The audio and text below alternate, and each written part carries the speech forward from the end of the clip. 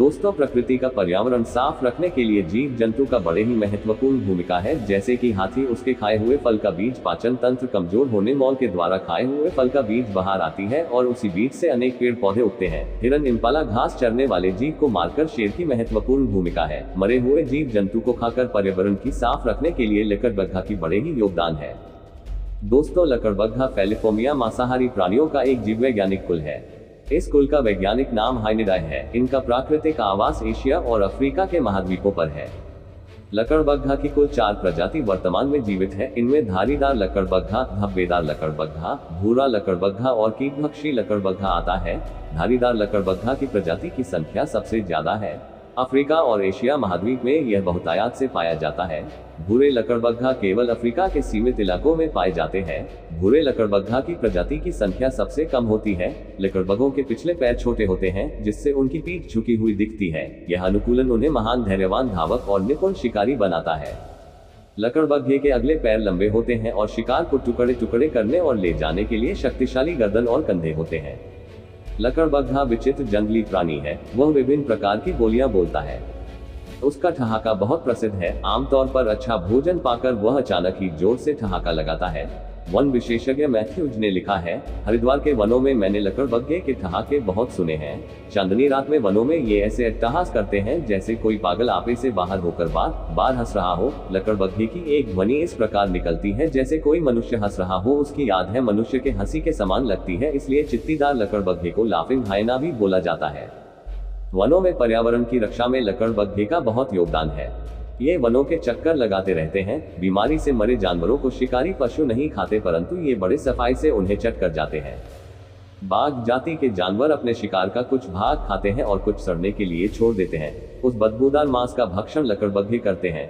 One में लगे कैंपों तथा घरों से बाहर फेंकी हुई जूठन और हड्डियों के टुकड़ों को खाने के लिए ये रात में आ जाते हैं। छोटे छोटे टुकड़ों के लिए ये आपस में खूब लड़ते हैं, इसीलिए इसे मैदानों और जंगलों की गंदगी साफ करने वाला क्रियाशील सफाई कर्मी कहा जाता है। लकड़बग्घा हड्डियां तक चट कर जाता है। लकड़बग्घे की काटने की शक्ति लगभग 1100 psi होती है।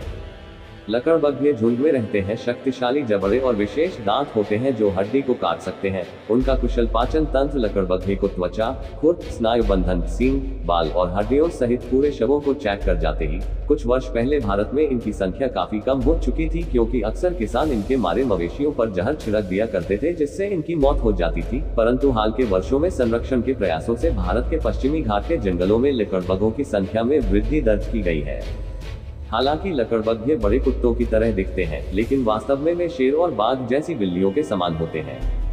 लकड़बग्घे के जबड़े और मजबूत दांत बहुत शक्तिशाली होते हैं। लकड़बग्घे बड़े समूहों में रहते हैं, जिन्हें कबीले कहा जाता है, जिसमें 80 लकड़बग्घे तक शामिल हो सकते हैं। लकड़बग्घे का आहार मुख्य रूप से घरेलू उत्पत्ति पर निर्भर था, क्योंकि जिस आवास में लकड़बग्घे रहते हैं वह अपर्याप्त खाद्य संसाधनों का समर्थन करता है। हालांकि जीवित रहने के लिए लकड़बग्घे को प्रतिदिन 3 से 4 किलोग्राम भोजन की आवश्यकता होती है। जब लकड़बग्घे अपने से बड़े जानवर का शिकार करते हैं तो वे कुत्ते या भेड़िए जैसा व्यवहार करते हैं। वे झुंडों में शिकार करते हैं और एक साथ शिकार को काटकर जमीन पर खींच लेते हैं। यदि वे छोटे शिकार के पीछे हैं तो वे लोमड़ी की तरह अकेले शिकार करेंगे। लकड़बग्घा शिकार को देखने, सुनने और सूंघने से जीवित रहता है। सड़े हुए मांस का पता गंध और भोजन करने वाले अन्य शिकारियों की आवाज से लगाया जाता है। दिन के उजाले के दौरान वे गिद्धों को शवों पर उतरते हुए देखते। शेर और लकड़बग्घे अफ्रीका में एक ही भौगोलिक क्षेत्र में रहते हैं और भोजन के रूप में एक ही शिकार पर निर्भर हैं। यह प्रतिस्पर्धा शत्रुता वाले रिश्ते को बढ़ावा देती है। जब जानवर एक दूसरे का रास्ता काटते हैं तो वे शत्रुतापूर्ण प्रतिक्रिया करते हैं, कभी कभी बिना किसी स्पष्ट कारण के।